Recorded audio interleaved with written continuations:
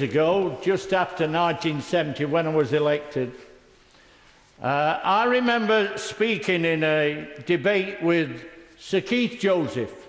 He was the arch-right winger in the Heath days, and he was talking about social security, and we all expected and believed at the time that he was going to hit the poor.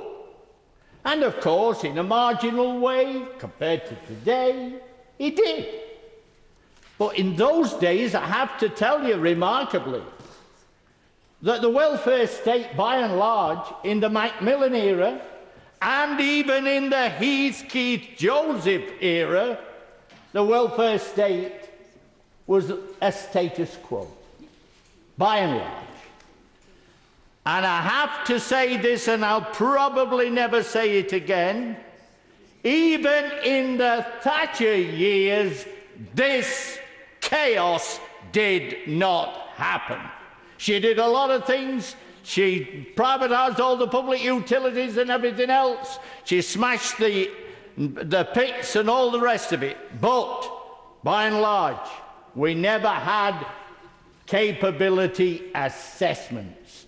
And we never had a march by 3,000 blind and disabled people which heralded the beginning of this coalition. I'd never seen one. I was on crutches at the time because I'd got a hip replacement, and I thought, well, I qualify for this march, I'd better get on it. And there were blind people telling me then about what was likely to happen. And I hardly believed them, but the truth is that we now know about all the mess that's been created. For those people that I met down at the Atos headquarters last Wednesday, I went there, and I have to tell you, it wasn't a trade union gathering. It was a different gathering altogether. There were more wheelchairs than there were police. That's what it was like. Fancy speaking to a crowd of 70 to 100 people, and you were surrounded by people on wheelchairs. People that have been crippled for years. Many of them, like my constituent David Cowp, had been for the work capability assessment and been turned down. And they were too disabled to even get out of the wheelchair without help. That was the kind of crowd I was speaking to. It was totally different from all the meetings that I've took part in at Tower Hill, at Pentonville Jail and wherever. This was about disabled people who wanted somebody to speak up for them, and many are in the House of Commons today, and we met some this morning, and there are loads of them. They tell me I'm not supposed to refer to it in the public gallery. They are different, and it's high time that in this country, where we're made of money, so we're told that money by the Prime Minister is no object. Yeah. That's what he said. He did. And that's what I told him last Wednesday. I said, you know, I wish he'd say money was no object for the disabled people. Really is a scandal. When I used to do the tribunals for the NUM, and I used to go to the tribunal and represent 5 people, and there'd probably be only 9 in total at that meeting in Nottingham.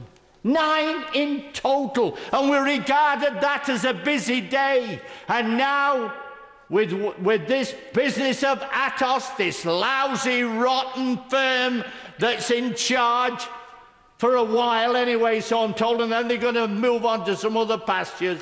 Now we've got literally hundreds and thousands of people being turned down. I can't believe that when I was representing people at tribunals, it used to be 4 weeks. We'd have an appeal, and I'd be off to Nottingham to represent those miners. And now David Cowp had got cancer, and for 10 months he waited for an appeal, and he died before he had a chance. That's the chaos that we're living in today, and it's high time that people understood it and got rid of this mess. and realised this is a country that's got enough money to give those on Millionaires Row at over £150,000 a year a tax cut. There's enough money for Trident. There's enough money for all kinds of things that governments love to do. Well, here we are with an ageing society and a lot more disabled people. What's wrong with that? We should be providing for them. And the reason why they're on demonstrations like they never did before is because they're desperate people wanting us to do something to help them. And that's what this debate is really all about. It's about that Atos demonstration that I went on last week, when I saw those people who were not cheering me on, but asking me, Dennis, do something about it. Order. That's what we're doing today. Order. Dame Angela Watkins. Thank you, Madam Deputy Speaker. Follow that, as they say.